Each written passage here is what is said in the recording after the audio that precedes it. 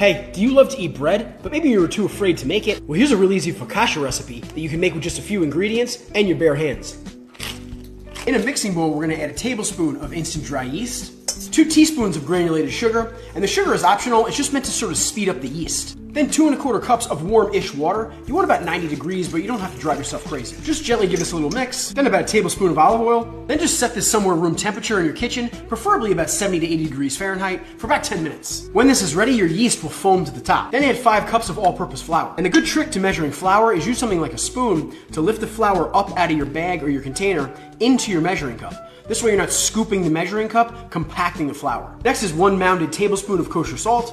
It's gonna be very sticky to start, but as we incorporate all this flour, it's gonna smooth out. Just knead this for a minute or two, and as you do, it's gonna start to clean the flour off the bowl. Then make a small pool of olive oil in a separate mixing bowl, and if you coat your fingers in this olive oil, they won't stick to your dough ball.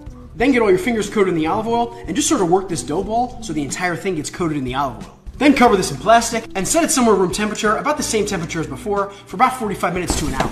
After that amount of time, your dough ball is gonna about double in size.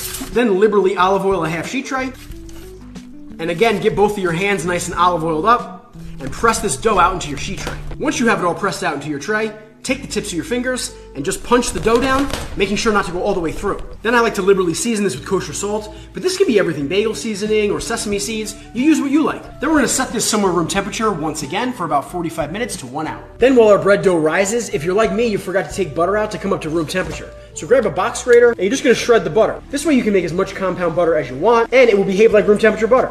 A good drizzle of honey, 2 pinches of kosher salt, and maybe our elbow grease will serve as a reminder. Punch your dough down one more time. Then we're gonna bake this at 425 degrees for 24 minutes, and you're gonna rotate it about halfway through.